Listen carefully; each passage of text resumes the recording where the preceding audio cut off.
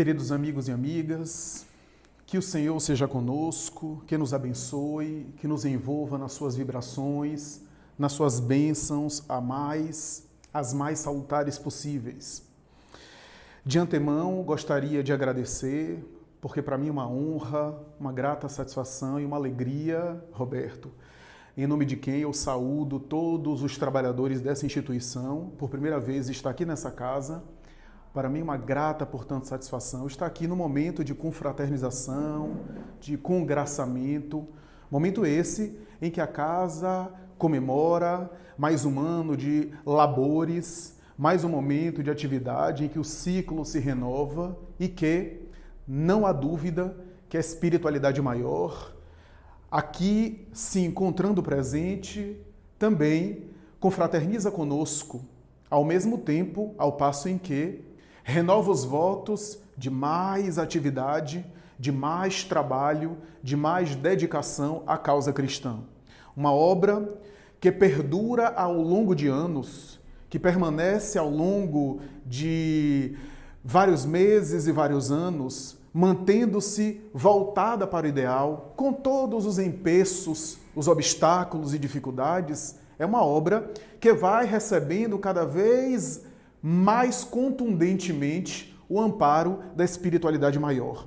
Então não há dúvida de que a Casa Maria de Magdala, que se concretiza nos trabalhos de efeitos materiais, isto é, na esfera dos encarnados, é apenas uma ponta, a ponta da caneta, a parte visível de uma movimentação que tem um amparo espiritual por detrás. Todo o trabalho, todo o serviço que se ergue e que vence a barreira do entusiasmo inicial e que se manifesta de maneira concreta, estável, ao longo de mais de uma década, especialmente, recebe um amparo espiritual de maneira mais contundente, de maneira mais intensa do plano superior, porque se revela não apenas uma estrutura material, porque a estrutura material é apenas a parte mais ínfima, a parte nossa, a parte que nos cabe, que é mantida por uma casa muito maior, de proporções maiores e cujo trabalho se estende para além do mundo material, para além do mundo visível. Então gostaria de agradecer de maneira reconhecida e talvez imerecida estar aqui num momento tão alegre, tão festivo como esse, no qual eu também sou beneficiado com as bênçãos da atmosfera, da psicosfera. Gostaria de agradecer meu amigo Jorge, porque se não fosse ele, talvez eu não estaria aqui, porque para encontrar eu sou um pouco analfabeto geográfico e ele me ajudou bastante com sua gentileza, dispondo do domingo dele com a família de vir me acompanhar.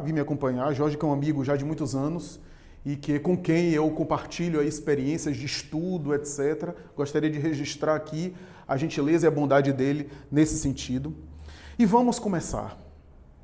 Allan Kardec, quando examina a evolução do planeta, a evolução do orbe, quando procura estudar o progresso coletivo, especialmente em A Gênese, ele vai dizer que após as experiências iniciais, as experiências primeiras em que quase sempre o planeta ou as coletividades se choca com os abalos materiais, naturalmente simbolizado nas chamadas destruições, examinada em A Lei de Destruição de O Livro dos Espíritos, os flagelos naturais, catástrofes, cataclismas, maremotos, terremotos, renovação material, graças à qual enseja transformação do clima, das condições de vida na Terra, na mudança de forma de funcionar, na relação com a natureza que vai se modificando, sim, porque os espíritos dizem a Kardec que os mundos,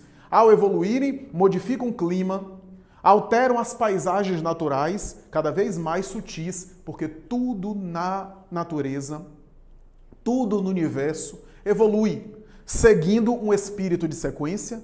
Allan Kardec vai dizer que esse não é o momento mais importante da evolução das coletividades. Ele vai dizer que chega um momento em que não são mais as entranhas do mundo que se chocam, mas são as entranhas da humanidade.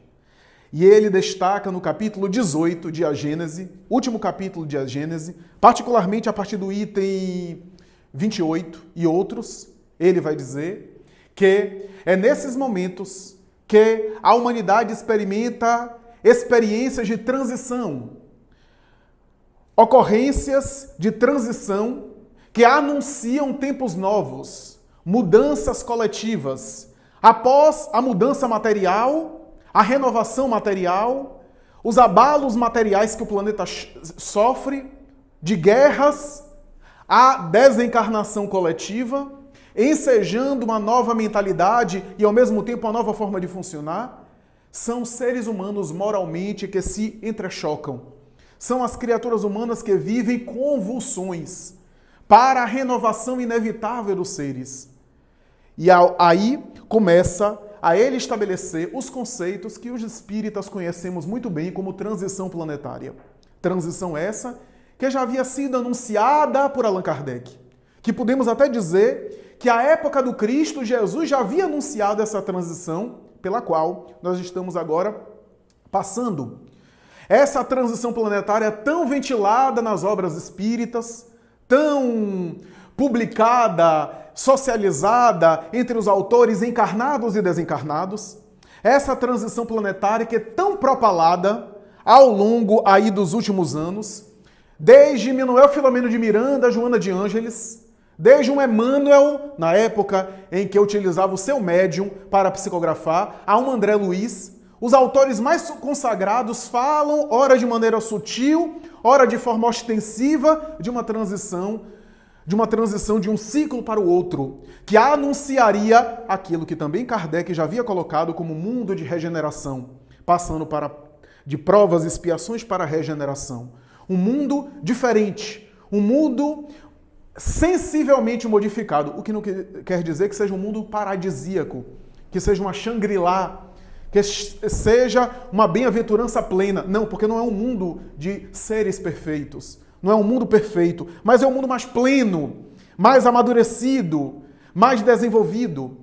Santo Agostinho, em O Evangelho segundo o Espiritismo, capítulo 3, vai escrever uma página mediúnica, Progresso dos Mundos, onde ele vai dizer que os planetas progridem materialmente e as criaturas progridem espiritualmente. E diz Santo Agostinho, da mesma forma que um progride material, o outro progride espiritualmente e um reflete no outro. O que significa dizer que à medida que o planeta evolui materialmente, isso pode ser tanto reflexo do crescimento íntimo das criaturas, intelecto moral, como diz Allan Kardec, como também esse progresso no ambiente influencia a criatura a ponto de também ajudar a criatura a crescer e a se modificar. Porque o meio afeta a criatura e a criatura afeta o meio. E o meio afetado pela criatura também influencia a criatura que o modifica. Então, essa relação dialética, essa relação dialógica, esse intercâmbio está presente. Quantas vezes nós modificamos a sociedade, estabelecemos regras diferentes, instituições diferentes, alteramos as leis, para depois, inclusive, sermos beneficiados por elas. Beneficiados pela conjuntura social. E, ao mesmo tempo, à medida que a gente cresce, a gente vai mudando a conjuntura social, porque é uma via de mão dupla. Isso acontece ao longo dos tempos. Da mesma forma que nós vamos modificando a sociedade, somos modificados pela sociedade que está aí. Desde as pequenas coisas, como eu costumo dizer, quem não se recorda de algum tempo da lei de trânsito do cinto de segurança? Teve gente que se revoltou, que disse que não ia usar. Quem lembra um pouco da época sabe do que eu estou falando. E ao longo dos tempos, isso foi educando as criaturas que hoje quase que ninguém questiona colocar cinto de segurança. É quase que automático, porque internalizou. De fora para dentro, a lei também educa. A sociedade que a gente vai organizando vai educando a criatura.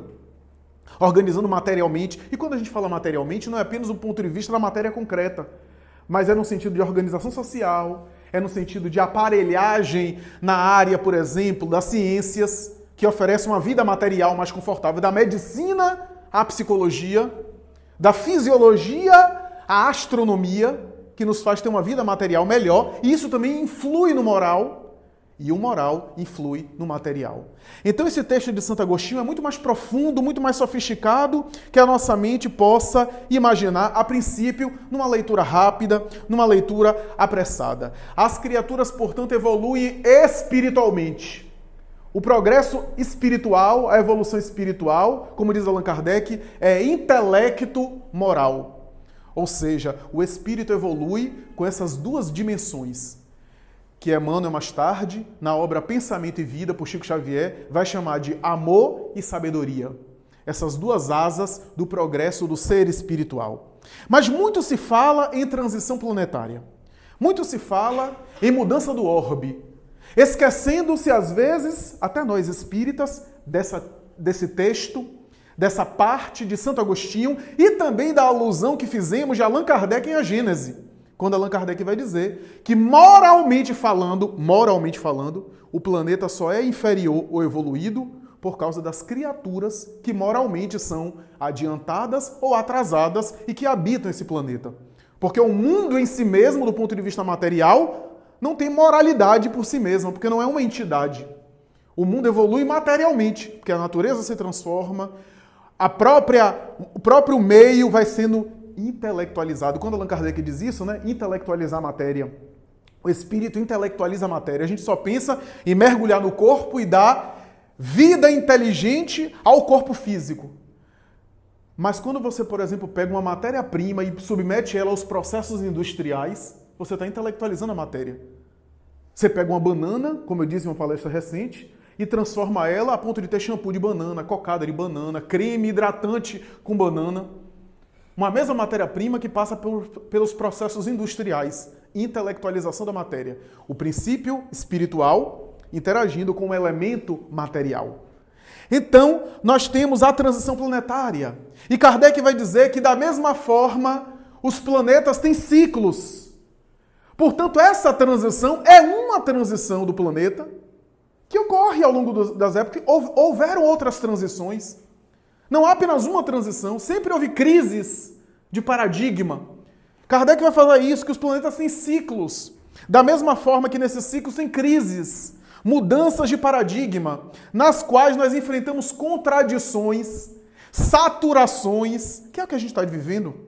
O que é uma crise? Se não a saturação de um esquema, de um paradigma, e a falta de solução para aquilo. Nós vivemos isso hoje. A saturação do paradigma que a gente está vivendo na sociedade já não dá mais. Não está funcionando mais essa sociedade materialista como está, mas ainda a gente não tem uma alternativa completa para dar conta de tudo. Isso é crise. Crise é esse interregno, é esse meio termo, esse intervalo entre o passado, que já está saturado, e o futuro, que a gente não sabe ainda o que é. Essa ideia que passa, que eu utilizei recentemente também, uma metáfora que eu acho muito interessante, que é a metáfora do adolescente. O adolescente está em transição. Ele não é nem criança, nem adulto. Ele está no meio. Ora ele é tratado como criança, ou ora ele age como criança, e ora ele age como adulto, ou ora ele é tratado como adulto. Até nas características fisiológicas, né, por causa da puberdade, você vê um menino adolescente, ora ele fala grosso, ora ele fala fino, ele fica nessa oscilação. Vai ver, o planeta Terra está nessa adolescência, a caminho da maturidade. Ou da maioridade. Talvez a maturidade vai ser mais na frente. Depois da maioridade, a maturidade. Né? Está entre a imaturidade e a maioridade. Está no meio, essa transição. O planeta Terra está vivendo a adolescência. Mas não é o planeta Terra apenas. Isso é reflexo da criatura humana que vivencia os processos desse planeta. É por isso que o tema se volta para a transição espiritual. Para a transição nossa. O que é que acontece conosco? Que é simbolizado nessa transição coletiva. Porque a transição coletiva só acontece porque há uma transição em nós. Acontecendo em nós. Sempre houve, não apenas nesse período, mas esse período parece que catalisa em maior número. Há um número maior de criaturas vivendo essa experiência do despertar para algo diferente. Não mais, como diz Emmanuel, a vida inconsciente do passado, a vida apenas nos instintos primários, porque não há nada demais você estar na infância espiritual. A infância espiritual faz parte do processo do progresso espiritual. Faz parte. Como diz um amigo meu, quando a gente é ignorante espiritualmente, a gente erra em paz. Mas quando a gente desperta, aí a coisa já fica mais difícil. Porque a gente sabe, o despertar é essa transição. Eu despertei para algo diferente, mas eu não necessariamente já estou vivendo de maneira plena aquilo. Estou nessa transição entre o conflito do passado, daquilo que eu fui, que Paulo chamava o homem velho, e a potencialidade daquilo que eu posso ser. A grande maioria de nós, que já despertou para as questões espirituais, vive esse conflito. Esse conflito que Allan Kardec também chamou de natureza animal, de um lado, e natureza espiritual, de outro. Natureza animal aqui simbolizando esses instintos mais arcaicos, o passado instintivo e primário do ser, que ainda predomina em nós, né? Ele vai dizer isso no capítulo Perfeição Moral de O Livro dos Espíritos. Há uma predominância da natureza animal sobre a natureza espiritual do homem, diz Allan Kardec. Quanto mais ele se fixa na sua natureza animal, mais ele se afasta da sua natureza espiritual. E quanto mais ele desenvolve a sua natureza espiritual, mais ele enfraquece a sua dimensão animal. O que levou Emmanuel mais tarde a dizer que nenhum instinto será destruído, mas será modificado, será transformado, será sublimado. Então a ideia não é agir de violência para consigo, mas de educação, de redirecionamento para consigo, de mudança de hábito. E mudar hábito é sempre muito difícil. Em que consiste a transição espiritual? Quais são as características da transição espiritual? Como a gente pode definir de uma forma clara, de uma forma acessível, de uma forma lógica, compreensível, o estado de transição espiritual? Se você olha para a sociedade em termos coletivos e vê que a transição planetária é feita de contradições, na criatura humana também há essas contradições. Nós vimos hoje na Terra, nunca se falou tanto em amor, em respeito pelas diferenças, em tolerância, em luta contra o fanatismo religioso, luta contra a intolerância a chamados grupos vulneráveis, né? Luta contra a violência. E nunca houve também tanto suicídio, tanto crime, tanta drogadição. Nunca houve tanto discurso em favor do meio ambiente e nunca houve tanta destruição. Então, você veja as contradições que a gente está vivendo. A gente está vivendo essas contradições, porque a criatura humana internamente está vivendo isso. Está nessa fase de adolescência para a maioridade espiritual. Nós já estamos vivendo isso o tempo todo. Transição planetária são altas tensões. Tudo vem à tona de maneira forte, porque a criatura humana está vivendo essas altas temperaturas. Mas, Flávio, qual é o objetivo disso? Colocar de uma maneira mais direta o contato do indivíduo com seus vícios e as suas virtudes. Como é que a criatura cresce? Crescer dói. Vamos combinar. Crescer dói. Não é fácil. Se você acha que evoluir espiritualmente é ficar apenas fazendo meditação e de repente você se ilumina, eu não tenho uma boa notícia para você. Não vai ser assim. Crescer dói. Evoluir espiritualmente dói. Porque evoluir espiritualmente tem a ver com dividir, ceder, compreender. E é fácil? Não é. Como eu comentei recentemente em uma outra exposição, você vive em família, aí você quer ficar em silêncio, tem alguém querendo conversar. Aí você quer conversar, tem alguém querendo fazer silêncio. Você quer ficar no quarto de luz apagada, chega alguém e liga a luz. Ou você quer ficar com luz acesa, alguém chega e apaga a luz. Convivência é ser incomodado. Relacionamentos é ser incomodado. Dividir não é fácil. Não é uma coisa prazerosa, por causa do nosso ego, por causa ainda das nossas paixões. Então essas altas tensões colocam explicitamente as nossas dificuldades, os nossos desafios, que sempre existiram.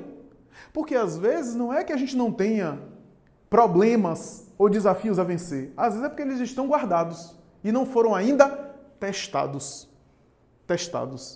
Acontece isso. Joana de Ângeles conta uma história de um homem que se achava bastante paciente. E aí pediu à divindade que ele pudesse mostrar a Deus que ele era paciente. Quando você pedir à divindade paciência, cuidado. Porque se você pede paciência, paciência não é um remédio na farmácia que você compra. Comprei 1 quilo de paciência. Não, se você pede à divindade paciência, a divindade vai lhe dar paciência. Como é que você tem paciência, senão exercitando-a? Então você pede a divindade paciência, a divindade coloca uma pessoa irritante para ficar com você. Porque aí você vai adquirir paciência, treinando-a. Porque as virtudes só com esforço pessoal. Então ele se achava uma pessoa muito calma, muito tranquila. Até que ele pediu a Deus para mostrar sua paciência a Deus. Deus então aceitou que ele mostrasse. E mostrar paciência no âmbito das virtudes, por isso que é prova e expiação, é a avaliação, é prova de vestibular. É ser testado. Como é que a gente demonstra as virtudes se não no teste, na prova? E aí a divindade encaminhou uma pessoa muito irritante para ele. No primeiro diálogo ele já perdeu a paciência. Porque não tinha ainda. O que você está fazendo? Estou treinando a paciência. Mas você não parece uma pessoa paciente. Mas eu sou. E começou uma briga. Ou seja, só se tem paciência com pessoas difíceis. Já pensou você treinar paciência com Chico Xavier do lado? Aí é fácil. Mas talvez é porque se você ficar com Chico Xavier, com Irmã Dulce do lado, só com pessoas tranquilas, quem disse que você é paciente? Você ainda não foi testado. Às vezes a gente não caiu, não deslizou, não é porque a gente tem virtudes, é porque a gente não foi testado. Transição espiritual é quando a gente é testado. Transição planetária é quando a gente está sendo testado. Por isso, os ciclos planetários, mas os ciclos espirituais. Não é o mundo que está em crise, apenas. É a criatura humana que está em crise. Nós estamos em crise de valores. Por isso que nós somos feitos de contradições. A contradição do mundo existe dentro da gente. As contradições. O apóstolo Paulo disse isso na sua epístola aos Romanos, né? O bem que eu quero eu não faço. E o mal que eu não quero, esse eu faço. Mostrando que tinha essa ambivalência psicológica. Ele estava nessa fase. Saber o que era o caminho e nem sempre conseguir implementar de maneira constante, plena, o caminho que ele já sabia. Porque aquilo tinha que ter esforço. Você pode saber como é que faz o exercício físico, mas vá fazer academia para você ver como é difícil. Dá trabalho. Desenvolver a musculatura. A mesma coisa é a musculatura espiritual. É a dissonância, ou melhor, a diferença entre teoria e prática. Não que a teoria não seja importante. A teoria é importantíssima. Aliás, Allan Kardec percebeu isso. Na lei de progresso, Allan Kardec vai dizer mais ou menos assim, que o progresso, muita gente não entende essa passagem, o progresso intelectual antecede o progresso moral. Sempre. Quando a gente lê de maneira apressada, a gente vai dizer, Kardec está dizendo então que o indivíduo para ser moralizado, ele precisa ser um indivíduo intelectualizado? Não, não é isso. É porque a expressão progresso, veja que o Livro dos Espíritos não tem expressão evolução, porque a expressão evolução não era uma expressão conhecida. Né? Veio mais tarde com a popularização da tese de Darwin. Então Kardec usa muitas vezes na obra dele progresso, que é a mesma coisa de evolução, mas ele usou a expressão progresso. Progresso intelectual, na expressão kardeciana, não é necessariamente você fazer mestrado, doutorado. Pode ser também. Por meio da experiência acadêmica, você pode também desenvolver inteligência. Mas aquilo é apenas uma forma de você se desenvolver psiquicamente.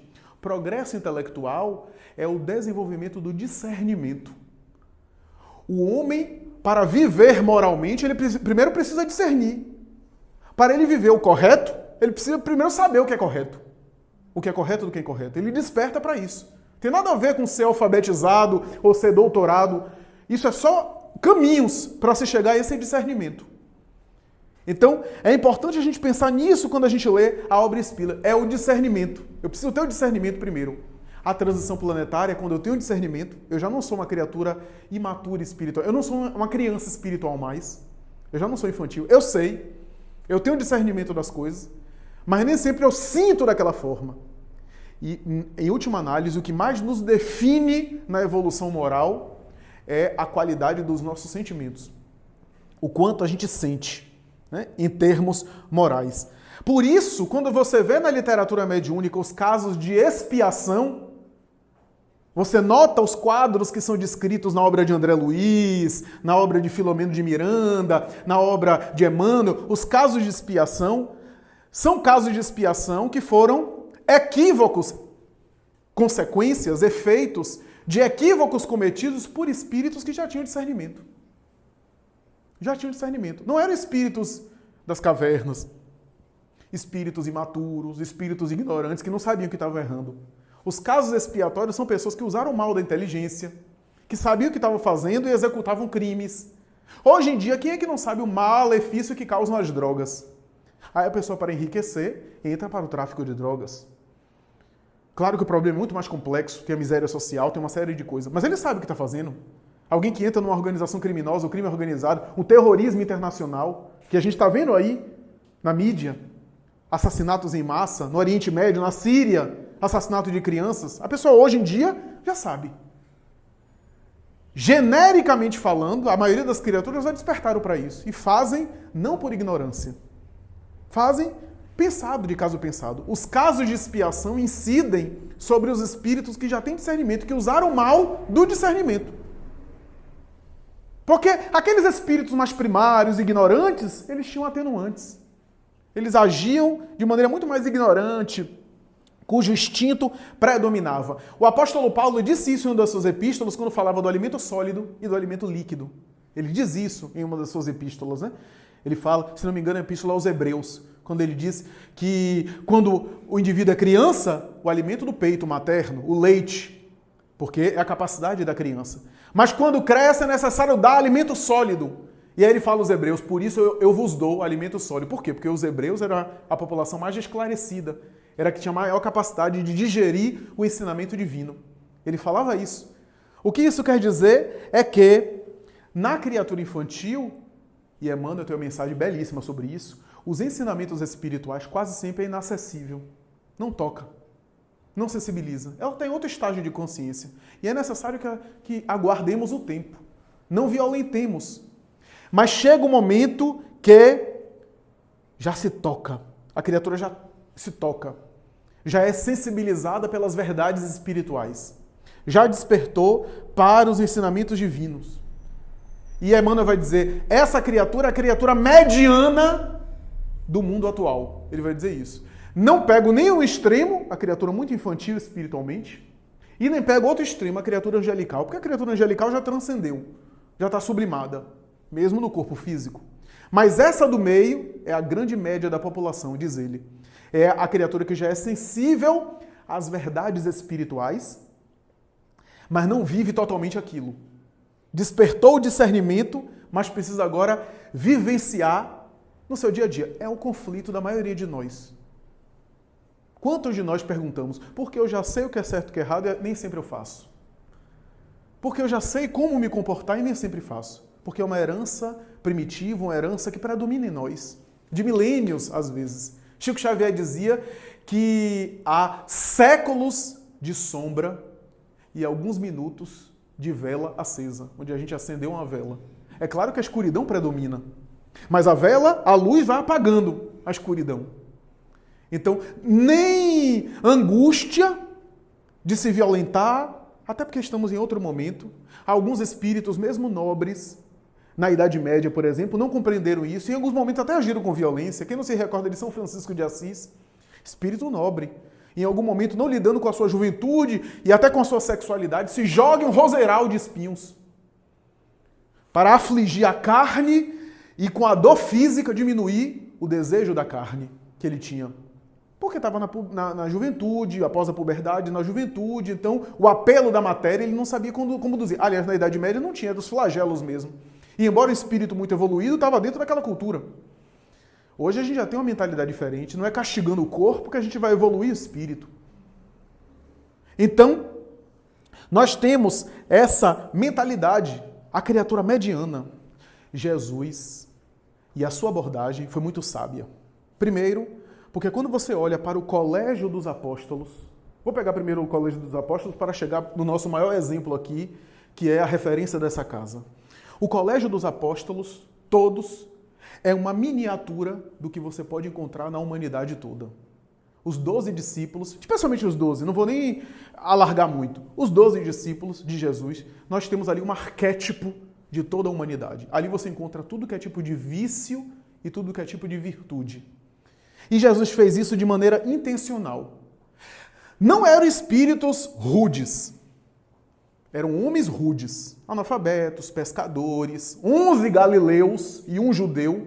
O judeu era justamente aquele que o iria trair mais tarde. 11 galileus, analfabetos, pescadores, dedicados, acostumados ao trabalho braçal, sem muita cultura naquela encarnação. Mas não eram espíritos totalmente embrutecidos, porque eram sensíveis à sua mensagem.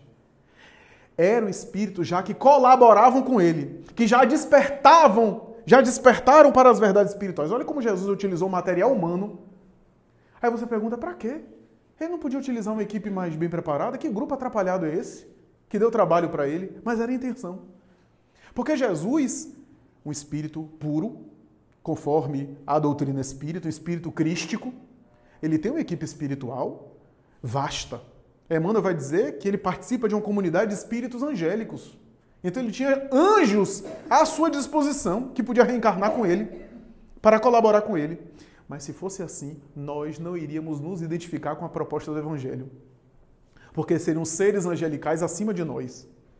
Então, ele escolheu aquele grupo de trabalhadores mais ligados à esfera humana, mais próximos à experiência humana, para que a gente se identifique com eles. Porque a proposta do Evangelho não é de anjos falando a seres humanos, é de seres humanos caminhando para a angelitude, que é diferente. É uma proposta de redenção. Redenção. Porque os discípulos de Jesus, no corpo físico, aqueles que eram colaboradores dele no corpo físico, tinham paixões iguais às nossas. Tinham problemas iguais aos nossos. Estavam nessa fase de transição. Já haviam despertado. Por isso que a palavra dele tinha ressonância no coração deles. Mas nem sempre viviam. Quase todos os discípulos erraram depois de conhecer ele. Cometeram equívocos depois. Não eram assim, não, antes eram ignorantes, conheceram o mestre, daí por diante, não. Oscilaram, deslizaram, e era de propósito. Para que a gente pudesse se identificar com eles. Eram colaboradores da sua mensagem, mais próximos da experiência humana. Jesus disse isso. Dentre os nascidos de mulher, João o Batista, que representava esse grupo, que foi o precursor, foi o que veio antes, João o Batista é o maior de todos. Mas no reino dos céus é o menor de todos. Dentre os nascidos de mulher é sujeito à reencarnação, diz Hermínio de Miranda. Toda criatura, todo espírito que é nascido de mulher é porque veio pela reencarnação. Necessita mergulhar na carne. Ou seja, João Batista, representando esse grupo todo de apóstolos, simbolizava dos nascidos de mulher os que estavam em melhores condições espirituais no mundo físico. Mas no reino dos céus era o menor, porque haviam outros colaboradores dele. Então, nós precisamos entender isso. A abordagem de Jesus aos seus discípulos e a todos aqueles que chegavam a ele não eram a seres mortais, mas eram a espíritos eternos. Ele tocava o espírito. Ele falava ao espírito. Por isso que Joana de Ângeles, em uma obra, vai dizer, quando ele abordou os apóstolos, ele não estava convidando os apóstolos para segui-lo naquela conjuntura de Cafarnaum. Estava convidando-os para serem colaboradores da sua mensagem ao longo dos séculos. E seriam eles, mais tarde, que em nome do Cristo estariam impulsionando o progresso do planeta no mundo invisível ao longo de séculos. Por isso que a gente não entende que a abordagem de Jesus não era para aqueles homens daquela época, eram para seres, ele estava tocando o coração daqueles espíritos que nunca mais seriam os mesmos. Com o seu exemplo e com a sua lição, simboliza esse despertar do ser espiritual. Esse despertar do homem espiritual. Esse despertar para saber, primeiro, reconhecer as próprias ambivalências. Eu sou contraditório mesmo. Eu tenho momentos de virtude e tenho momentos de pequenez. Eu tenho momentos infelizes e tenho momentos de grande glória. Eu tenho esses dois momentos. E o que vai predominar será aquele que eu escolher me fixar mais, que vai fazer com que eu me afaste mais do outro.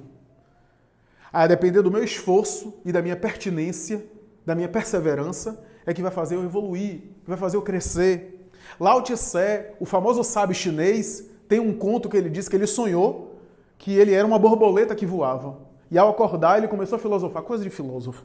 E ele começou a dizer mais ou menos assim, eu sou um homem que estava sonhando que era uma borboleta, ou eu sou uma borboleta que está sonhando que é um homem. Ou seja, essa ambivalência. De um lado, a borboleta simboliza esse voo espiritual, essa transcendência. E de outro lado, a dimensão homem, que mantém o indivíduo ligado à esfera material. Essa dualidade, ele era os dois. Ele era a dimensão borboleta que queria voar e era o homem ainda preso à experiência material. Nenhum símbolo representa melhor o despertar espiritual do que Saulo caindo do camelo. A gente sabe que é camelo por conta da leitura de Paulo Estevão, porque os teólogos católicos e protestantes escrevem que foram cavalos. Mas, mano, é perfeitamente coerente. Era camelo, até porque o cavalo não ia aguentar a viagem que fez. E ele descreve a cena em Paulo e Estevão. Paulo tomba, Saulo ainda, né? Tomba do camelo, cai no chão, tem a experiência psíquica com Cristo, chora, aquilo é doloroso, é muito doloroso. Ele tinha uma proeminência, tinha um cargo importante no Sinédrio, era respeitado. Você sabe o que é isso? Você ser um ministro do Supremo Tribunal Federal, que era o Sinédrio da época, uma pessoa que era invejada e aplaudida onde passava, era orgulho da raça, e quando ele tem aquela experiência psíquica, ele se dá conta que o tempo todo ele estava errado. Uma das coisas piores da vida é a gente se dar conta que a gente estava errado. Que a gente precisa refazer. E há muita coragem em voltar atrás, e nobreza em voltar atrás dos erros e reconhecer os próprios erros e voltar atrás. Então, ele percebeu ali. Saulo na estrada de Damasco não é iluminação espiritual. Ele continuava o mesmo. Orgulhoso, apaixonado, agressivo, autoritário. Ele apenas foi tocado. Ele despertou. Disso, para ele se iluminar, foi a vida inteira dele. Ele se colocando, ele agindo no bem, ele insistindo. Quem leu a obra Paulo Estevão sabe que ele não era fácil. Às vezes ele queria as coisas do jeito dele e não suportava ser contrariado. Aqui para nós, viu? Era alguém muito decidido, obstinado, mas não era fácil a convivência, não. Quando contrariavam ele, em alguns momentos ele ficava furioso. Só que agora, convertido, modificado, ele tentava controlar aquilo, administrar. Tem um momento que ele fica com raiva. Quem não se lembra da briga com o Tiago? Ficaram de mal anos. Você já pensou? 2 apóstolos de Jesus de mal. Aí chega no além, Jesus no meio, corta aqui. Que eram assim. Só no final da vida, que ele já maduro, já mais idoso, reencontra Tiago em Jerusalém, Tiago também idoso, e aí ele entende, ele se coloca no lugar de Tiago e entende. Ele estava certo, ele estava mais correto do ponto de vista da opinião. E Pedro percebeu isso. Pedro ficou no meio tentando contemporizar. Mas ali ele percebeu, ele entendeu o lado de Tiago. Quando o Tiago começa a desabafar com ele, ele diz, você acha que para mim foi fácil? Para mim foi fácil ceder um monte de coisa em Jerusalém, na igreja do caminho, para que os fariseus não destruíssem a igreja de Jerusalém. Porque Paulo não suportava isso. Paulo achava Tiago um falso. Achava que Tiago fazia a política da boa vizinhança com os doutores da lei, para ficar bem com os doutores da lei. Tinha uma estátua de Moisés na igreja do caminho. Só aceitava que judeus circuncidados entrassem na igreja para receber a palavra do evangelho. Paulo não admitia isso, porque a palavra do evangelho deveria ser para todo mundo, e não só para os judeus. E ele tinha razão. Mas só anos depois, que quando ele ouve Tiago falar, você acha que foi fácil para mim? Fazer uma rede de bons relacionamentos aqui em Jerusalém para que a igreja não fosse destruída, porque o Sinédrio queria derrubar a igreja. Você acha que foi fácil para mim ceder? E aí ele olha, pela primeira vez na vida, Tiago de uma forma diferente. Isso é mudança interior. Porque as tendências em Paulo permaneciam depois da estrada de Damasco, as mesmas tendências que ele teve que modificar ao longo dos tempos. O que eu quero dizer é que a transição para uma melhora moral não acontece de um dia para a noite.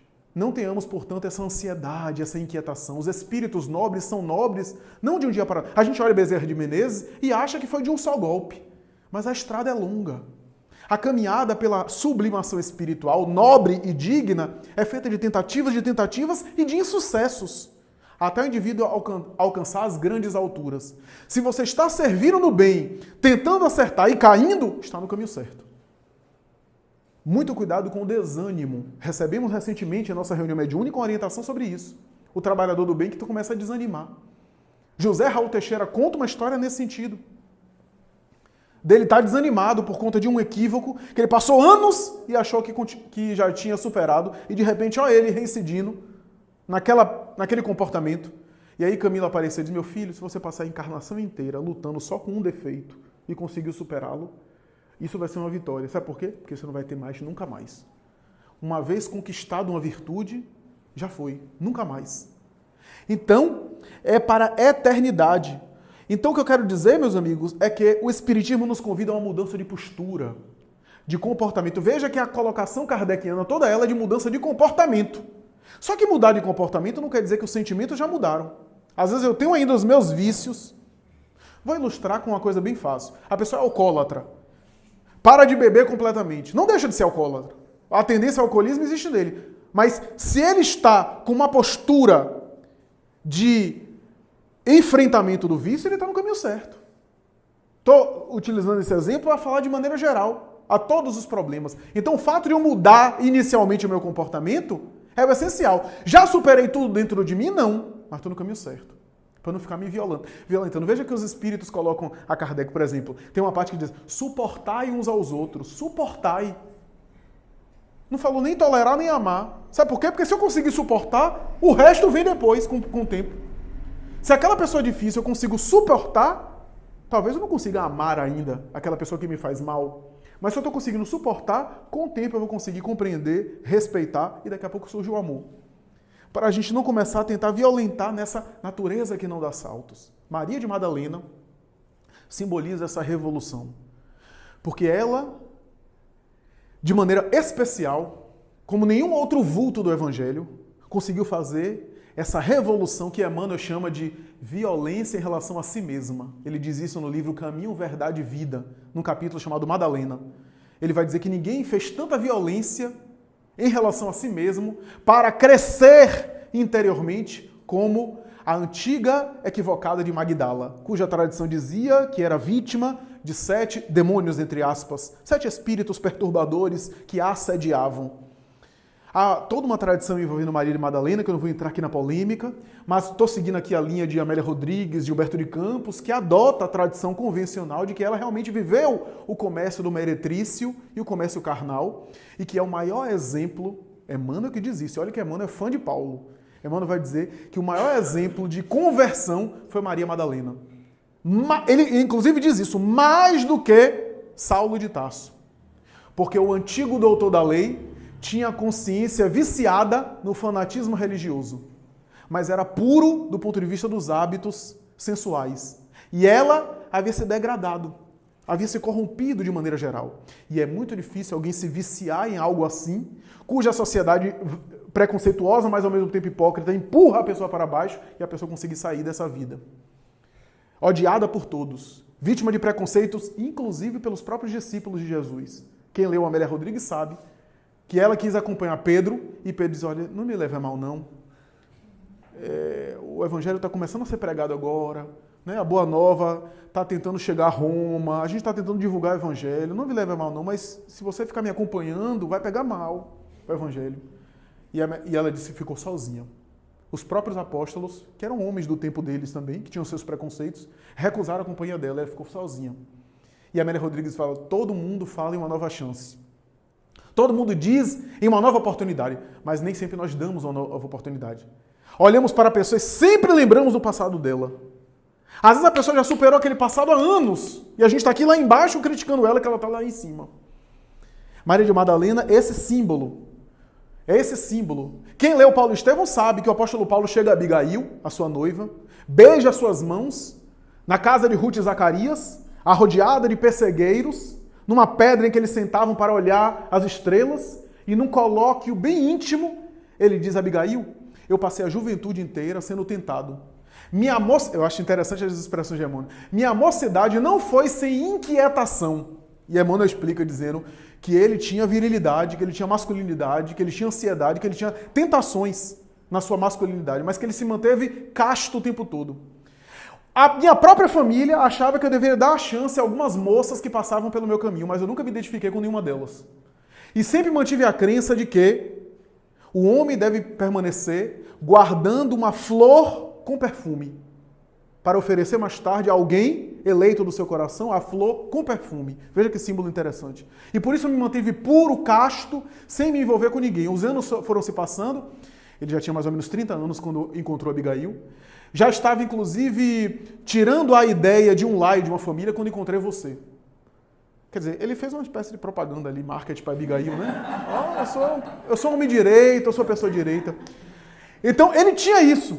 Até porque tinha uma família austera, tinha educação. Maria de Madalena não teve nada disso. Não teve isso. Foi empurrada, diz Amélia Rodrigues, inclusive pela mão de um homem que a corrompeu, diz ela, embora não explique direito como. E dali, para ela se erguer e se renovar, foi necessário muito esforço pessoal e por isso maior mérito. Maior mérito. Diz Humberto de Campos que não foi à toa que a primeira pessoa a quem Jesus apareceu após a ressurreição foi ela. Ele preferiu aparecer a ela do que a própria mãe, Maria de Nazaré. Ao próprio João, o discípulo amado. A próprio Pedro, que era o líder do grupo que ele escolheu. Ele apareceu primeiro a ela. E Humberto de Campos vai dizer, qual a maior alegria que alguém na história do cristianismo pode dar, senão ela, Maria de Madalena, porque ela foi a mensageira da ressurreição. A mensageira que ele estava vivo. Ele conferiu essa mensagem a ela. E diz Amélia Rodrigues que quando ela foi avisar os discípulos, Tomé não acreditou, os discípulos ficaram vacilantes, e Maria, a mãe de Jesus, abraçou e disse, minha filha, eu acredito. Meu filho não apareceu a mim ainda, não apareceu a ninguém aqui, apareceu a você. Eu acredito em você. E abraçou-a. Nesse momento ele aparece. Tomé, toca nas chagas.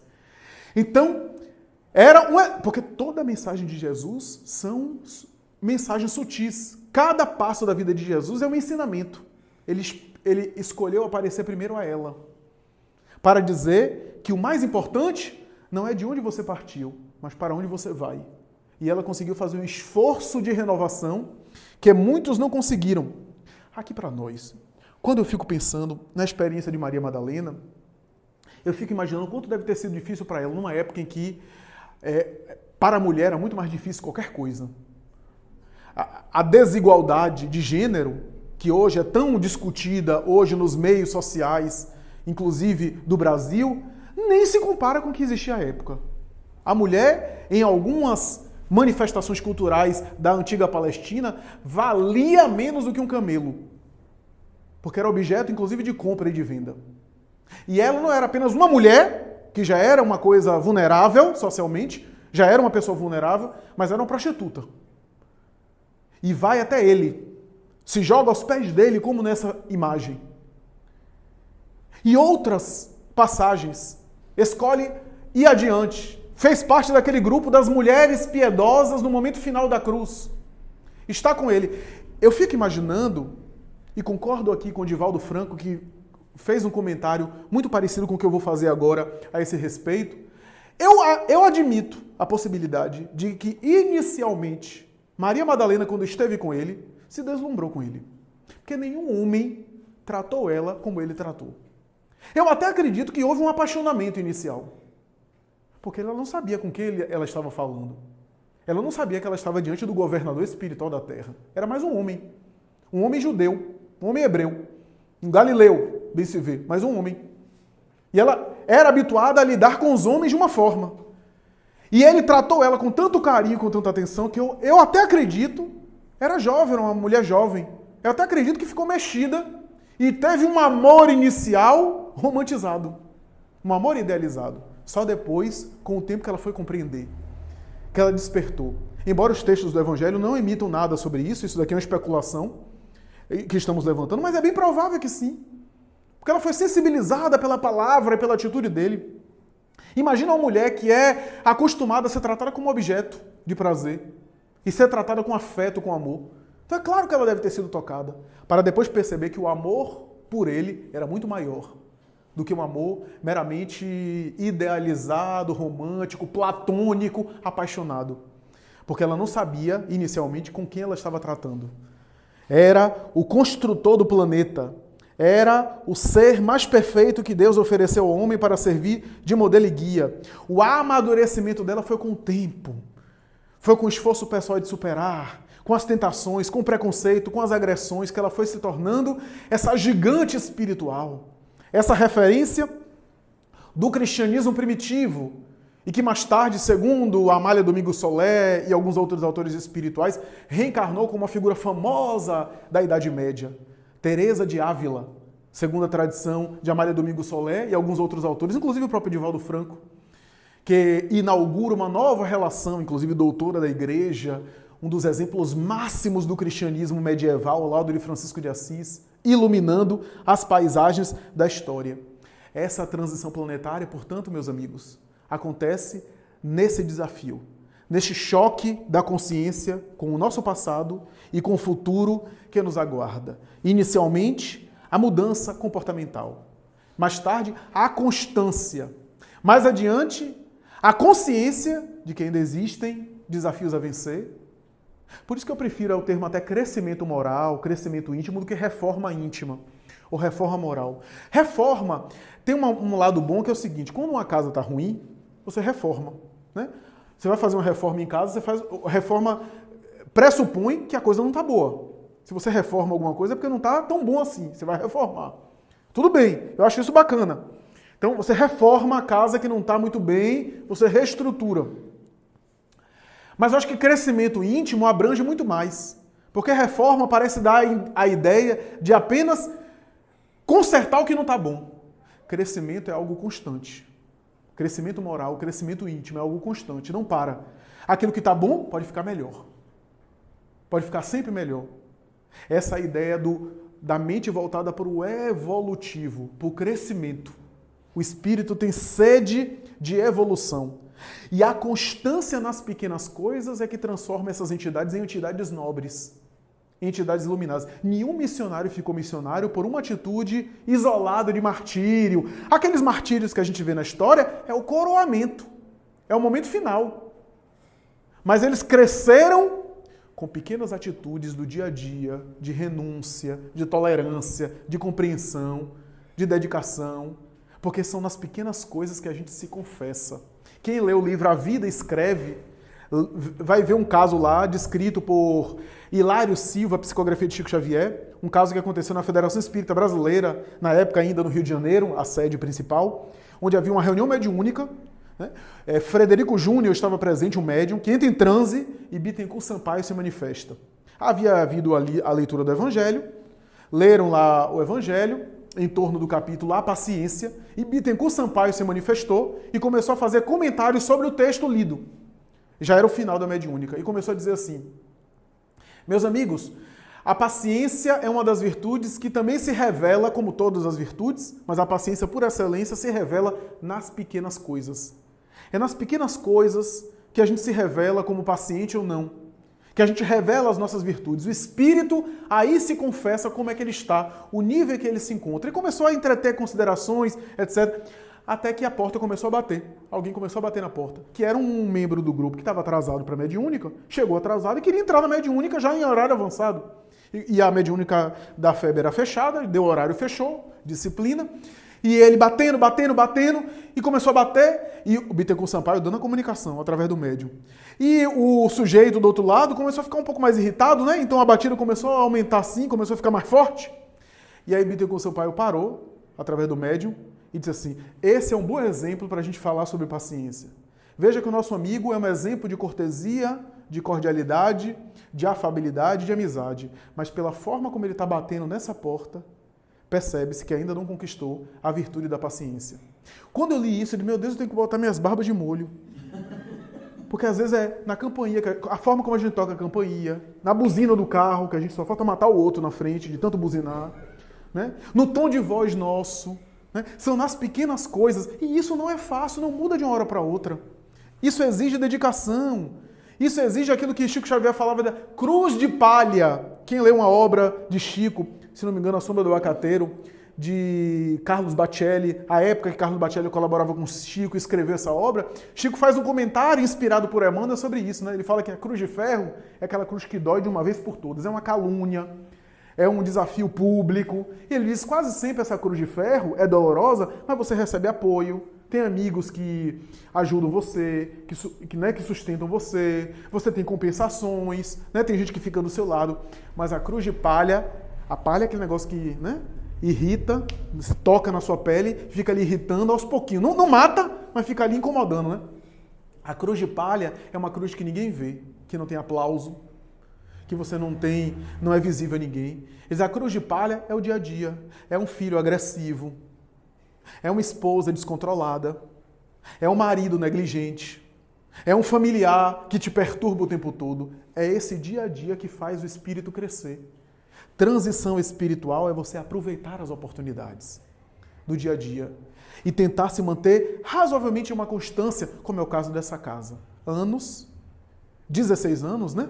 Já constantemente dedicado. Joana de Ângeles, num dos livros que Divaldo comenta sobre ela, vai dizer Divaldo que passou mais de 10 anos sem perceber a presença dela, espiritualmente. Isso é até no Semeador de Estrelas, de Sueli Calda Schubert, está escrito lá, né? E até que depois Divaldo foi a Chico e perguntou, Chico, você sabe qual é meu guia? Porque ele me aparece assim de uma forma, né, oculta, eu tento e não consigo, ele não me diz nada. Eu perguntei a ele, qual é o seu nome? Ele disse, o seu guia é Jesus. E Divaldo disse, que decepcionante, Jesus é guia de todo mundo, eu quero um guia só para mim. E aí, eu queria saber um pouco mais da identidade dele, só aparecia aquele espírito que a gente não sabe se é homem, se é mulher, a fisionomia, e foi até Chico e desabafou com Chico. E Chico Divaldo, eu vi um espírito iluminado do seu lado, mas também não consegui ver o que era. Ou seja, o mundo espiritual não se revelava. E ele passou tempos, e ele declara isso na obra, que depois de muitos anos, mais de 10 anos, já trabalhando, né, na casa, no Centro Espírita Caminho da Redenção, etc., ela se manifestou um dia. A princípio, ela escrevia como um espírito amigo, e mais tarde ela apareceu como Joana, e aí começou a se revelar para ele, e ele perguntou, por que tanto tempo, aquele tempo todo que você passou? Ela disse, meu filho, porque você não tinha maturidade. E a gente ainda nós estávamos examinando essa maturidade. Eu não sabia se você ia ter condição de dar conta de uma revelação dessa, da nossa personalidade. E como a gente acha, e a gente trabalha aqui com cuidado no mundo espiritual, a gente estava querendo avaliar o seu nível de constância. Mas depois de mais de uma década de trabalho, qualquer entusiasmo vai embora. Porque uma década de trabalho não dá para ser movida só por empolgação, porque há dias difíceis, há dias que a gente tem problema familiar, a gente está ali trabalhando. Há dias que ninguém nos compreende. Há dias que ninguém vai, só a gente vai. Há dias de desânimo, de maior desânimo. Se o trabalhador permanece no trabalho mais de uma década sem interrupção, ele já merece um olhar de um suporte maior do mundo espiritual. E é por isso que a gente agora está se revelando para você. Porque eu não acreditava na sua maturidade. Veja bem, o cuidado do guia espiritual. Portanto, meus amigos, essa transição espiritual na busca ou no anseio de se encontrar e de se conquistar a plenitude espiritual, a iluminação, que é uma coisa que eu ainda não cheguei. Se alguém chegar aqui depois dar o depoimento, eu ainda estou também na transição espiritual, mas eu acredito pelo depoimento das entidades espirituais nobres que já alcançaram, é esse estágio em que há uma harmonia interior. A obra Paulo e Estevão fala desse momento, né? Quando Paulo volta a Jerusalém depois de anos, cercam-no, começam a apedrejá-lo, mais uma vez, apedrejá-lo. Ele dobra os joelhos, fica ajoelhado, abre os braços, ele acha que vai morrer, porque ali não tinha como sair. Ele começa a ser apedrejado e Emmanuel descreve, naquele momento ele teve um grande êxtase e já não sentia mais dor nenhuma. As pedradas continuavam, ele estava praticamente anestesiado e Emmanuel colocou, havia resgatado os débitos. Já havia conquistado a paz divina no seu coração. Já havia conseguido a plenitude. Ele perde a consciência e só desperta depois ensanguentado. Considerado morto, as pessoas jogaram ele numa espécie de lixo, né, no final de linha, monturo, e saíram e deixaram ele lá. Considerado cadáver, mas ele estava vivo ainda. Ele desperta e aí Emmanuel vai dizer, ele teve ali o seu primeiro êxtase. Já havia conseguido a plenitude. Já conseguia a iluminação. Já não era o mesmo homem. Já era um homem que era forte e ao mesmo tempo era frágil. Ele disse isso nas suas epístolas, né? Fiz-me fraco para os fracos, fiz-me forte para os fortes, para conquistar alguns em prol do Evangelho. Essa noção de que eu sou muito forte, eu tenho condição de enfrentar um monte de coisa, mas também sou muito frágil. Basta uma picada de mosquito da dengue e eu fico lá, em cima da cama, mal, fragilizado. Eu sou muito prepotente, aí tem uma diarreia, uma infecção intestinal, eu fico mal. Outro dia eu fiz uma palestra com infecção intestinal e as pessoas, não, vem cá, já acabou, eu querendo ir para casa, e a pessoa, não, vamos tirar foto, vamos fazer isso. Eu disse, vamos, querendo morrer. Aquele mal-estar, aquela coisa. E aí a gente percebe o quanto a gente é frágil. Qualquer coisa, o corpo abala, a gente já não tem condição mais, já fica um nervo ciático e a gente fica péssimo. Então, é essa fraqueza e ao mesmo tempo força. Porque a força se faz no reconhecimento da fraqueza, que aí vai na humildade legítima. Os espíritos nobres têm humildade legítima, a verdadeira humildade. A verdadeira humildade não é ficar se depreciando, é ter a noção do quanto se conquistou e do quanto ainda falta para conquistar.